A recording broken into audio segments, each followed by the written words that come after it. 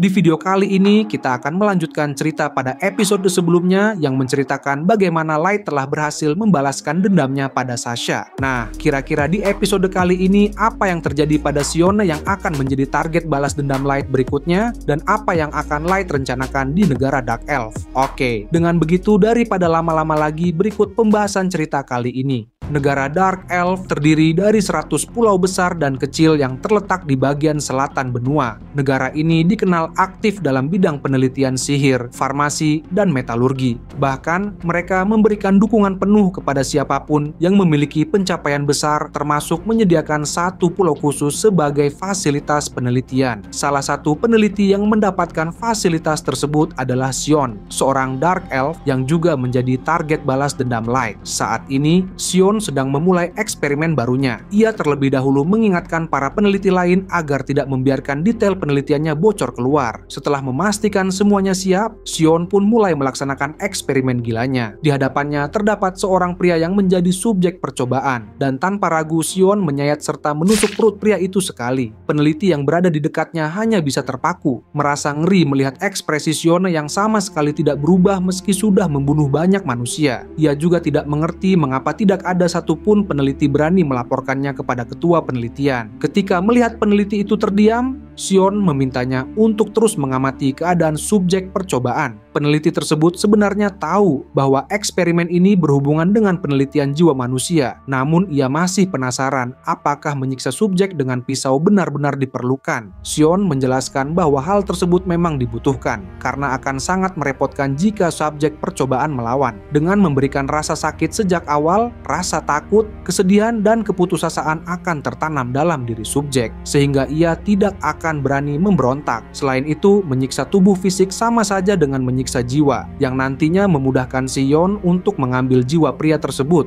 Karena itu, Xionne memerintahkan peneliti baru yang ada di depannya untuk segera bersiap sebelum subjek percobaan meninggal. Xionne tampak sangat menikmati jeritan manusia itu, layaknya hewan ternak yang sedang disembelih. Setelah memastikan semuanya berjalan sesuai rencana, ia memberi instruksi untuk memulai eksperimen dan mengalirkan energi sihir melalui regu penyihir. Beberapa saat kemudian, regu penyihir mulai mengarahkan energi sihir mereka langsung ke tubuh subjek. Pria itu seketika tersambar gelombang sihir besar yang membuatnya menjerit kesakitan. Melihat energi sihir begitu kuat, Xionne segera meminta agar aliran sihirnya dikurangi. Namun, ia terkejut karena energi tersebut tidak berkurang sama sekali. Peneliti di sebelahnya juga kebingungan.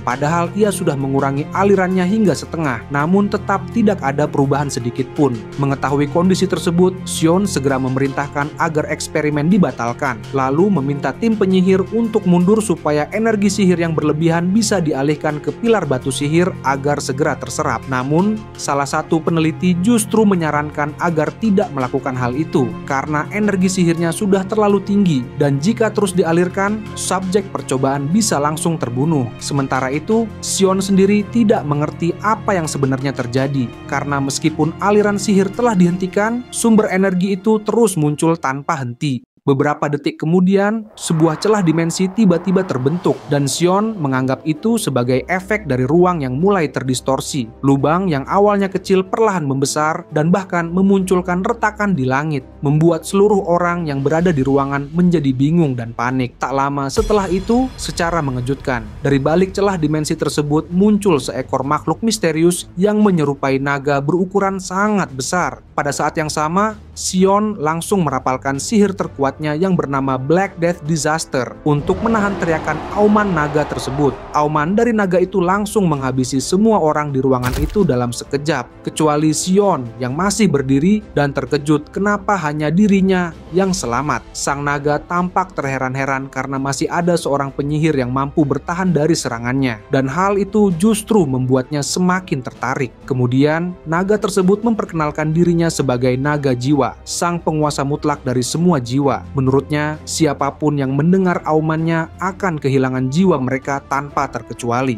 Naga jiwa menduga Sion dapat selamat karena sempat mengeluarkan serangan kecil sebagai penahan, dan baginya itu hanyalah keberuntungan. Setelah itu, naga jiwa langsung memakan semua jiwa yang terbunuh di ruangan tersebut. Di sisi lain, Sion menduga cahaya yang muncul dari tubuh orang-orang yang mati barusan adalah wujud jiwa mereka. Baginya, yang sudah menghabiskan waktu bertahun-tahun untuk meneliti keberadaan jiwa dengan mengorbankan banyak manusia dan item langka, ia sama sekali tidak menyangka bahwa naga jiwa bisa dengan mudah menarik jiwa seseorang hanya dalam sekali auman. Selain itu, ia juga tidak pernah mendengar adanya monster di dunia ini yang mampu memangsa jiwa secara langsung. Hal ini menjelaskan bahwa keberadaan naga jiwa kemungkinan berasal dari dunia lain dan dapat berinteraksi dengan jiwa. Semua fakta tersebut justru membuat Sion merasa kagum dan terpukau. Sion lalu memuji kekuatan naga jiwa dan mengajaknya bekerja sama dalam penelitiannya. Naga jiwa merasa heran karena Sion sama sekali tidak menunjukkan rasa takut, bahkan terlihat gembira. Melihat tekad jiwa Sion yang tidak menyerah pada apapun demi penelitiannya, naga jiwa akhirnya menerima tawarannya. Namun sebagai gantinya, ia meminta jiwa manusia sebagai tumbal. Tidak peduli asalnya dari mana, selama ia bisa memakannya, maka itu sudah cukup. Naga jiwa kemudian menanyakan apakah Sion tidak menganggap rekan penelitinya atau sesama warga negaranya berharga. Sion menjawab selama pengorbanan dibutuhkan demi kemajuan penelitiannya, siapapun itu tidak masalah. Mendengar jawaban tersebut membuat naga jiwa semakin tertarik pada dirinya.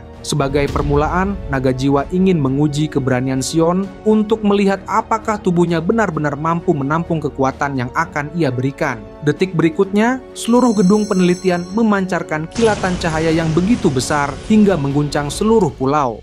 Sementara itu, di Dungeon Abyss, Mei melaporkan kepada Light bahwa salah satu target balas dendamnya, yaitu Sion, kemungkinan besar telah mati. Mendengar kabar itu, Light segera meminta penjelasan lebih lanjut karena ia masih belum memahami situasinya sepenuhnya. Mei kemudian menjelaskan bahwa tempat penelitian yang dipimpin oleh Sion tiba-tiba berubah menjadi sebuah dungeon. Dalam dunia ini terdapat dua jenis dungeon. Jenis pertama adalah dungeon yang menjadi tempat tinggal monster dan sudah ada sejak peradaban kuno yang telah musnah. Sedangkan jenis kedua adalah dungeon yang terbentuk karena keberadaan inti dungeon. Dan jenis inilah yang paling sering muncul saat ini. Monster di dalam dungeon tidak pernah berkurang karena dungeon biasanya muncul di wilayah pegunungan atau laut, sehingga sulit diawasi dengan baik. Selain itu, kasus bangunan berubah menjadi dungeon sangat jarang terjadi, dan hingga kini penyebab pastinya masih belum diketahui. Light kemudian teringat sebuah kisah lama tentang seorang petualang yang pernah terbangun di dalam dungeon, dan ia tidak menyangka situasi serupa kini menimpa Sion. Mei menjelaskan bahwa semua informasi ini ia dapatkan dari komunikasi darurat antar pedagang yang berada di sekitar wilayah tersebut. Saat ini masih belum jelas apa yang menyebabkan tempat penelitian Sion berubah menjadi dungeon. Namun negara Dark Elf telah mengirim para penyelidik untuk menyelamatkan para peneliti yang kemungkinan masih hidup di dalamnya. Masalahnya, dungeon tersebut tampaknya sangat sulit ditaklukkan, sehingga para penyelidik yang kurang berpengalaman kesulitan untuk menembusnya. Lebih buruk lagi, efek munculnya dungeon ini menyebabkan aktivitas gunung berapi bawah laut di sekitar pulau meningkat, yang dapat memicu letusan sewaktu-waktu. Karena situasi semakin berbahaya, dungeon tersebut harus segera ditaklukkan sebelum terjadi bencana yang lebih besar.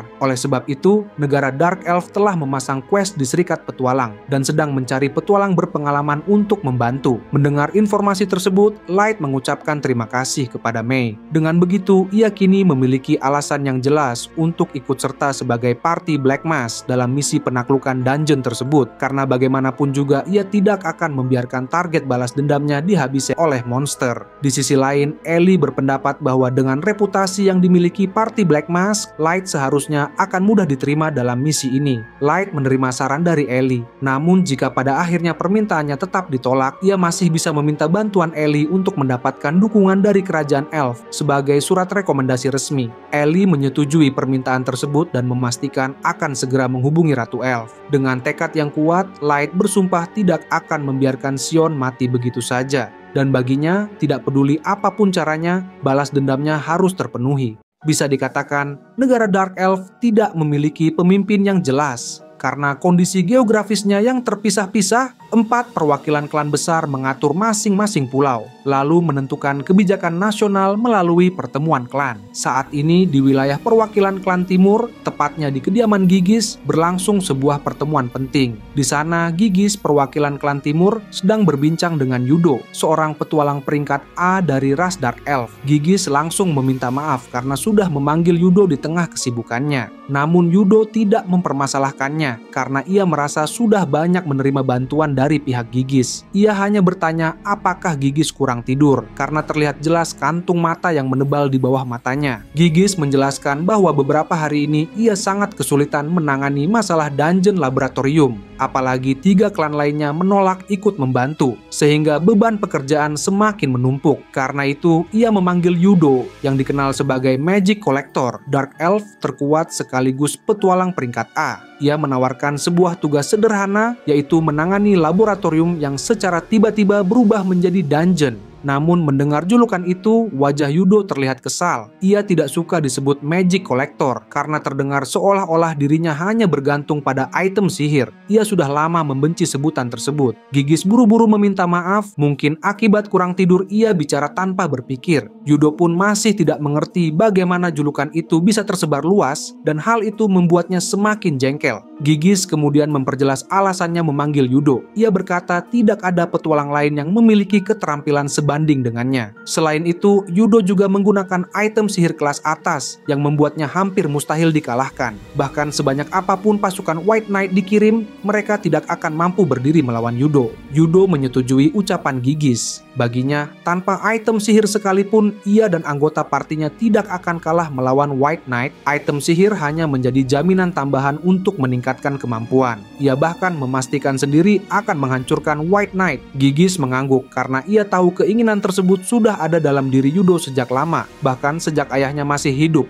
Dulu, parti Island Spear yang dipimpin ayah Yudo pernah mengalami kekalahan besar melawan White Knight. Kekalahan itu mengejutkan seluruh negara Dark Elf, padahal Island Spear dikenal sebagai parti paling berbakat pada masanya. Namun Hardy yang merupakan pemimpin White Knight bahkan tidak mengalami luka sedikit pun dalam pertarungan itu. Yudo memahami kisah tersebut. Sejak kekalahan itu, parti Island Spear dibubarkan dan ayahnya pensiun sebagai petualang, bahkan sebelum ia lahir. Karena itulah Yudo tumbuh besar dengan cerita tersebut dan menyimpan dendam yang sama. Kini, ia tidak sabar memenuhi keinginan orang tuanya yang telah tiada, serta menghancurkan White Knight dengan tangannya sendiri. Selain itu, ia juga ingin bertarung melawan seseorang yang mampu memaksanya mengeluarkan seluruh kekuatannya. Gigis lalu menyinggung soal kerajaan elf tempat White Knight berada dan menanyakan apakah Yudo tahu informasi terbaru mengenai mereka. Namun Yudo mengaku sama sekali belum mendengarnya, sehingga Gigis pun melanjutkan penjelasannya. Dari informasi yang ia dapatkan, muncul sebuah negara manusia yang dipimpin oleh para penyihir menara raksasa, dan sepertinya mereka telah menjalin hubungan diplomatik dengan kerajaan elf. Yudo masih tidak paham, bukankah itu seharusnya kerajaan manusia? Gigis menjawab bahwa itu bukanlah kerajaan manusia seperti biasanya. Negara tersebut merupakan negara baru yang diciptakan oleh para penyihir menara, yang menyerukan kemerdekaan mutlak bagi ras manusia. Mengetahui hal itu, Yudo semakin tidak habis pikir.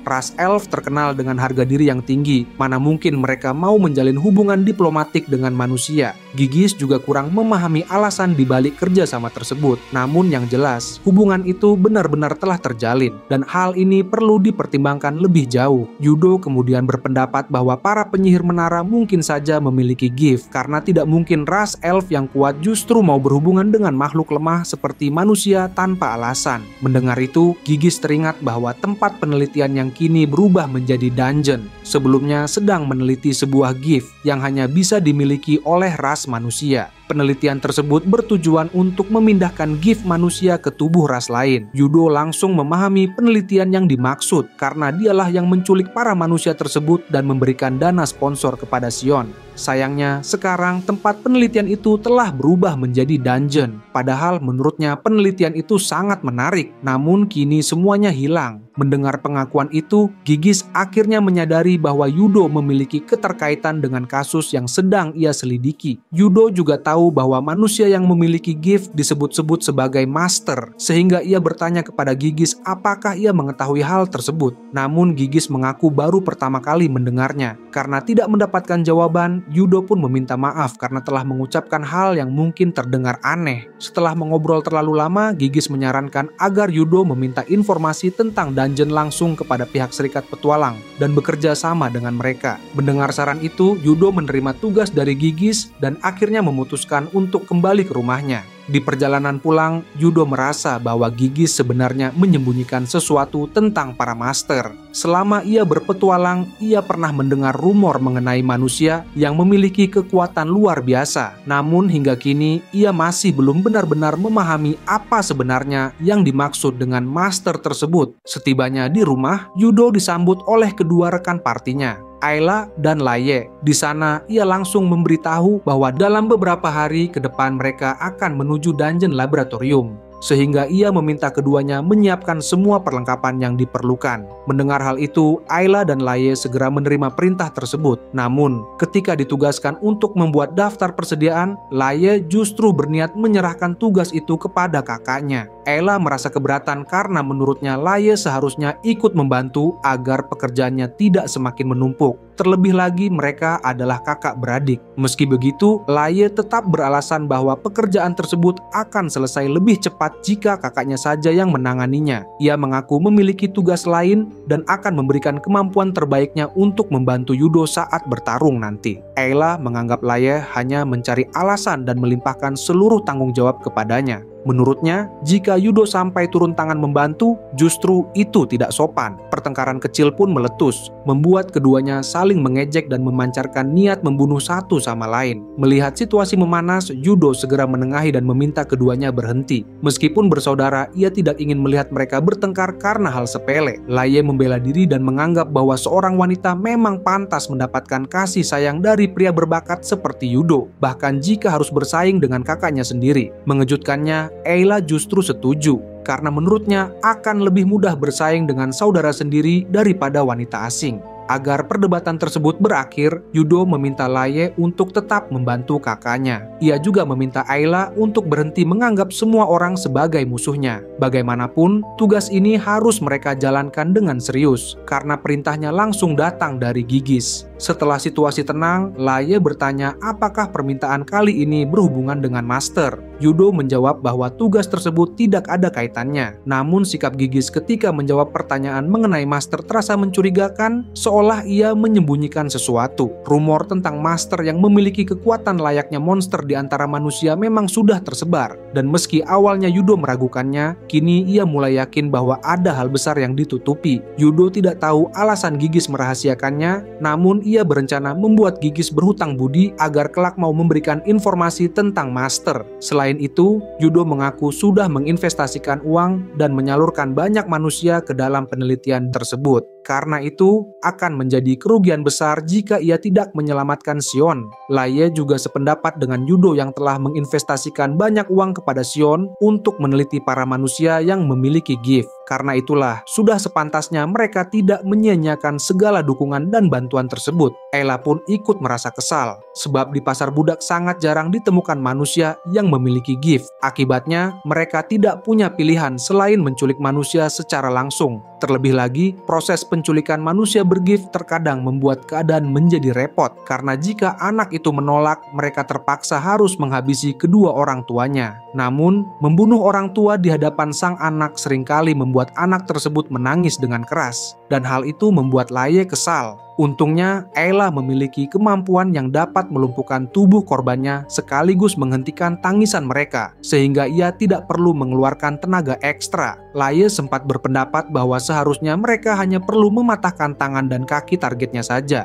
Namun tindakan itu berpotensi membunuh manusia tersebut. Karena itu, ia mengakui kemampuan kakaknya memang sangat membantu. Di samping itu, bagi Yudo, semua perlawanan manusia sama sekali tidak ada gunanya. Bukan hanya orang tuanya saja, bahkan para penduduk desa juga seringkali ikut melindungi target mereka. Anehnya, hal tersebut justru memberikan kesenangan tersendiri baginya. Jika saja para penduduk desa tidak ikut campur, Laye tidak akan sampai menghancurkan seluruh desa. Ia bahkan penasaran mengapa manusia bisa sebodoh itu. Yudo kemudian menambahkan, justru manusia ternak yang bodoh seperti itulah yang cocok menjadi sasaran. Apalagi jika penelitian Sion berhasil, mereka berpotensi menjadi master. Jika itu terjadi, mereka bisa memiliki kekuatan luar biasa yang bahkan mampu melebihi pasukan White Knight. Karena alasan itulah, mereka harus menaklukkan dungeon laboratorium dan menyelamatkan Sion agar penelitian tersebut dapat terus dilanjutkan. Singkat cerita, Party Light saat ini berada di atas kapal yang sedang menuju ke negara Dark Elf. Bagaimanapun juga Light tidak akan membiarkan siapapun menghalangi balas dendamnya terhadap Sion.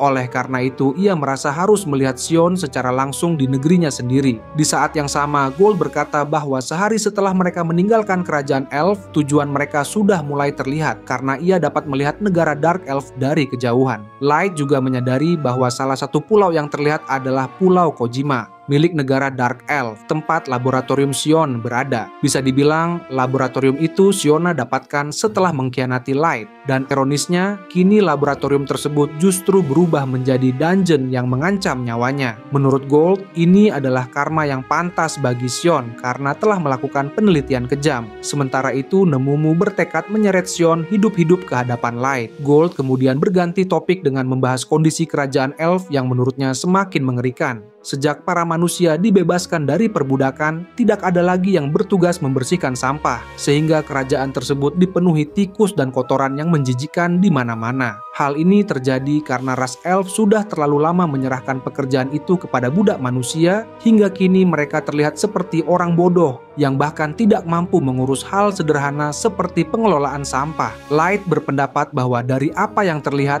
ras elf sudah terlalu lama menikmati kehidupan dari hasil penindasan manusia tanpa ampun.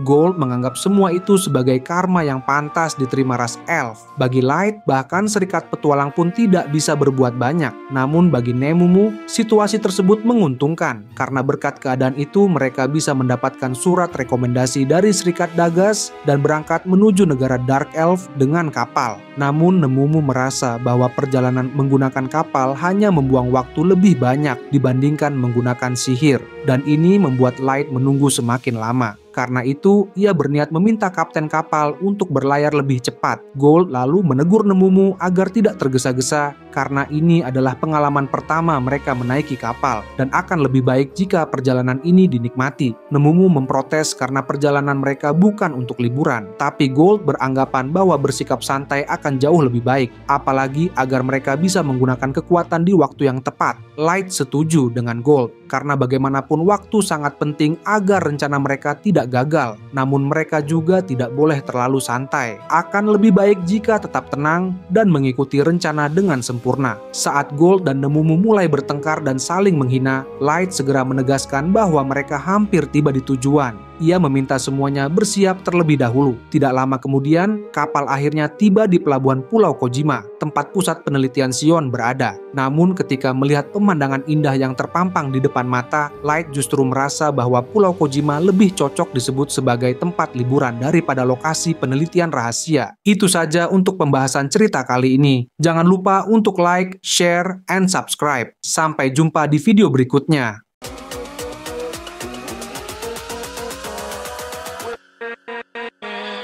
With